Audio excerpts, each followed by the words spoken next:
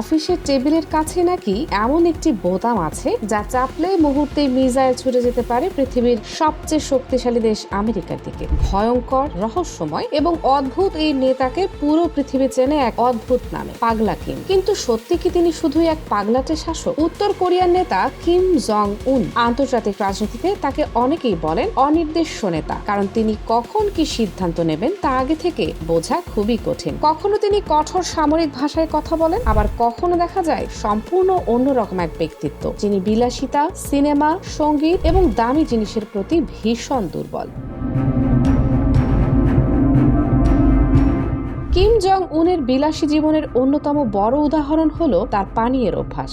সাধারণ কোনো পানি তার পছন্দ নয়। আন্তর্জাতিক বিভিন্ন রিপোর্ট অনুযায়ী তিনি বিদেশ থেকে অত্যন্ত দামি পানি আমদানি করতে ভালোবাসেন। বিশেষ করে ফরাসি কগনাক ব্র্যান্ড হেনসি তার অন্যতম প্রিয়। এই ধরনের পানির একটি বোতলের দাম কখনো কখনো হাজার হাজার ডলার পর্যন্ত হতে পারে। বিভিন্ন প্রতিবেদনে বলা হয়েছে এই ধরনের বিলাসী পানীয় আমদানি করতে প্রতি বছর মিলিয়ন মিলিয়ন ডলার ব্যয় করা হয়। ভাবুন তো, এক বোতল পানীয়ের দাম দিয়ে হয়তো একটি সাধারণ পরিবারের কয়েক মাসের খরচ চলে যেতে পারে। তবে শুধু পানীয় নয়, কিম জং উনের আরেকটি বড় শখ হলো সিনেমা দেখা। অনেকেই জানেন না, কিন্তু তিনি ছোটবেলা থেকেই সিনেমার ভীষণ ভক্ত। বলা হয় তার ব্যক্তিগত সংগ্রহে রয়েছে প্রায় 20,000-এরও বেশি সিনেমা। শুধু সংগ্রহ করেই তিনি থেমে থাকেন না, তার ব্যক্তিগত প্রাসাদের ভেতরেই রয়েছে বিশাল একটি ব্যক্তিগত সিনেমা হল। সেখানে বসেই তিনি সময় পেলেই সিনেমা উপভোগ করেন।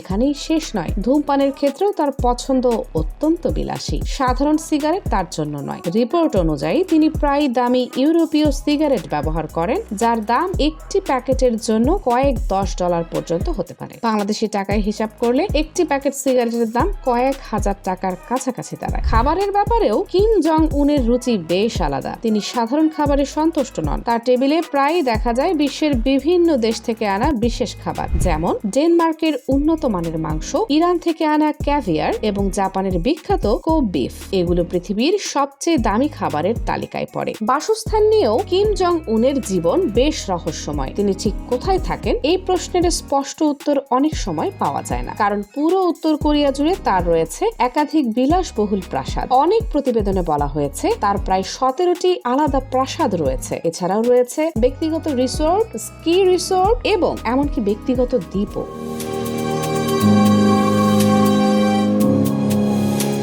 তবে কিম জং উনের জীবনে শুধু বিলাসিতা নয়, কিছু অদ্ভুত শখও রয়েছে। তার বাবা কিম জং টু যেমন গলফ খেলতে পছন্দ করতেন, সেই শখ কিছুটা কিম জং উনের মধ্যেও দেখা যায়। মাঝে মাঝে তিনি গলফ খেলেন এবং তার জন্য বিশেষভাবে তৈরি করা হয়েছে গলফ কোর্স।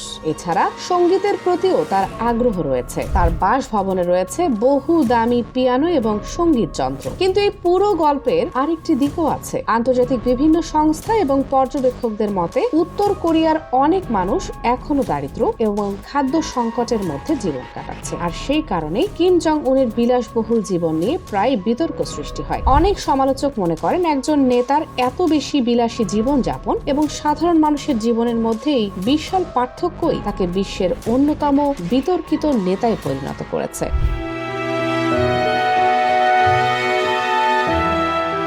সব মিলিয়ে বলা যায় কিম জং উনের জীবন এক অদ্ভুত বৈপরীত্যে ভরা। একদিকে তিনি কঠোর এবং শক্তিশালী শাসক, অন্যদিকে ব্যক্তিগত জীবনে ভীষণ বিলাসী এবং কিছুটা রহস্যময় মানুষ। তিনি কি সত্যিই একজন পাগলাট নেতা, নাকি শুধু বিশ্বের সবচেয়ে রহস্যময় রাজনৈতিক চরিত্র? এই প্রশ্নের উত্তর হয়তো আজও পুরো পৃথিবী খুঁজে বেড়াচ্ছে। তবে একটি বিষয় নিশ্চিত, তার জীবন যতটা রহস্যে ঘেরা ততটাই অবিশ্বাস্য। আর হয়তো এই কারণে বিশ্বের মানুষ আজও কৌতূহল নিয়ে তাকিয়ে থাকে এই অদ্ভুত নেতার দিকে।